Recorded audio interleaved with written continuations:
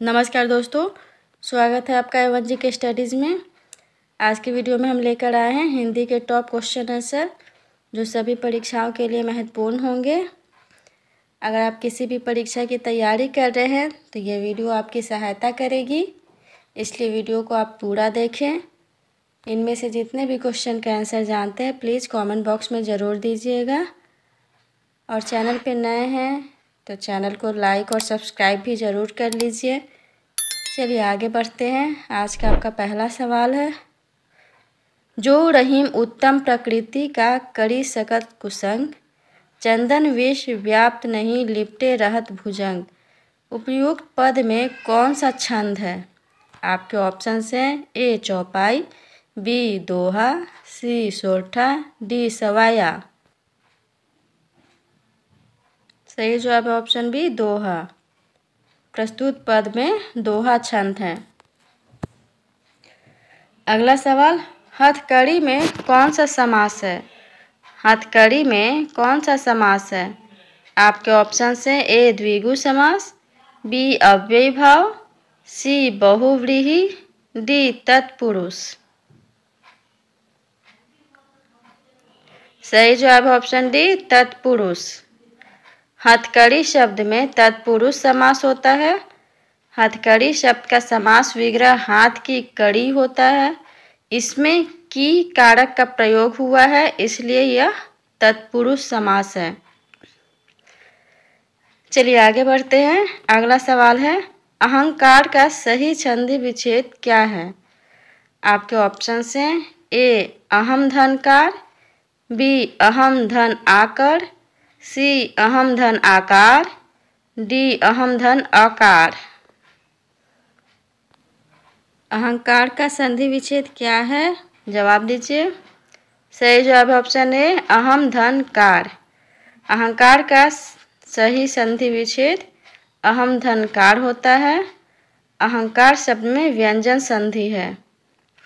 अगला सवाल, उत्साह का विशेषण क्या होगा? आपके ऑप्शन हैं ए उत्साह, बी उत्साहित, सी उत्साह, डी उत्साही। सही जवाब है ऑप्शन बी उत्साहित। उत्साह का विशेषण उत्साहित होता है। अगला सवाल, इनमें से अव्ययी भाव समास कौन सा है? आपके ऑप्शन हैं ए एक एक, बी अन्न जल, सी गरीब अमीर, डी सुख दुख। सही जवाब है ऑप्शन ए एक एक। एक एक शब्द में अव्ययी भाव समास होता है। अव्ययी भाव समास में पहला पद प्रधान होता है। अगला सवाल, सुरेश छत पर पानी डाल रहा है। वाक्य में कौन सा कारक है?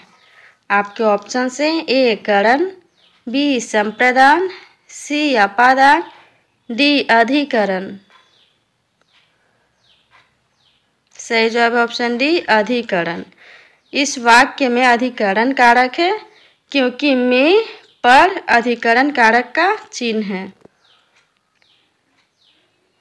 अगला सवाल, निम्न में स्त्रीलिंग शब्द कौन सा है? आपके ऑप्शन हैं ए रस्सा, बी धागा, सी सूत, डी डोर। बताइए स्त्रीलिंग शब्द कौन सा है? सही जवाब है ऑप्शन डी डोर। अगला सवाल है, इत्यादि कौन सी संधि है? इत्यादि कौन सी संधि है? आपके ऑप्शन हैं ए यण संधि, बी गुण संधि, सी दीर्घ संधि, डी अयादि संधि। सही जवाब है ऑप्शन ए यण संधि। जब किसी शब्द के बीच में य, र, ल, व के आगे आधा वर्ण होता है तो वहाँ यण संधि होता है। अगला सवाल, द्वंद्व समास में कौन सा पद प्रधान होता है? आपके ऑप्शन हैं ए पूर्व पद प्रधान, बी उत्तर पद प्रधान, सी दोनों पद प्रधान, डी कोई तीसरा पद प्रधान। ये सभी प्रश्न परीक्षा के दृष्टिकोण से बहुत ही महत्वपूर्ण हैं। सही जवाब है ऑप्शन सी, दोनों पद प्रधान। द्वंद्व समास में दोनों पद प्रधान होते हैं। द्वंद्व समास के दोनों पद समान होते हैं और एक दूसरे के विलोम होते हैं, जैसे रात दिन, माता पिता आदि। अगला सवाल, वाक जाल का संधि विच्छेद क्या है? आपके ऑप्शन से ए वाकधन जाल, बी वाघधन जाल, सी वाकधन जाल, डी वागधन जाल। जवाब दीजिए, वाक जाल का संधि विच्छेद क्या है? सही जवाब है ऑप्शन ए वाकधन जाल। वाक जाल का संधि विच्छेद वाकधन जाल है। वाक जाल व्यंजन संधि का उदाहरण है। अगला सवाल, कौटिल्य का विलोम शब्द क्या है? आपके ऑप्शन हैं ए मार्दव, बी आर्जव, सी मृदुलता, डी आर्तव।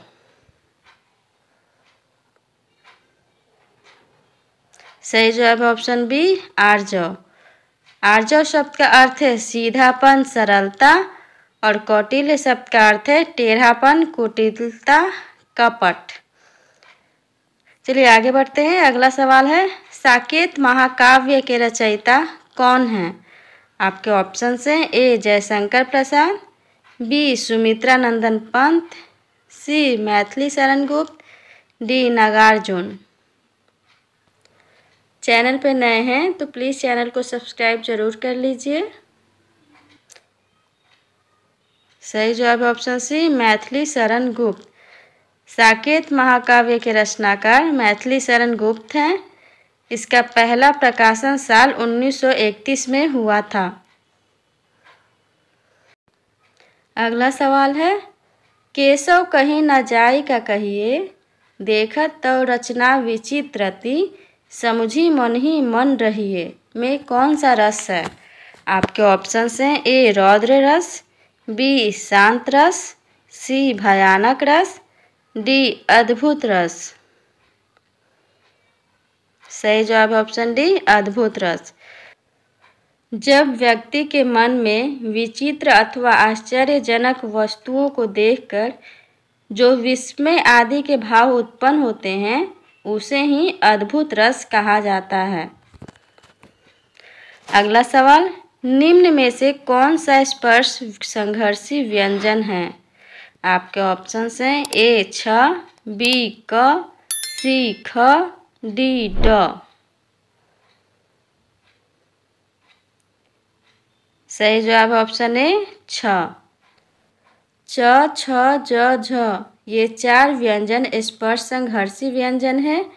ये हिंदी वर्णमाला के च वर्ग के पहले चार व्यंजन हैं। अगला सवाल है, दर्प का पर्यायवाची शब्द कौन सा है? आपके ऑप्शन हैं ए तिरस्कार, बी अहंकार, सी खुशी, डी स्वाभिमान। सही जवाब ऑप्शन बी अहंकार। दर्प के और भी पर्यायवाची शब्द हैं, जैसे मद, घमंड, दंभ, अहंकार, अभिमान। अगर वीडियो अच्छा लगा हो तो प्लीज़ चैनल को लाइक और सब्सक्राइब करना ना भूलें। धन्यवाद।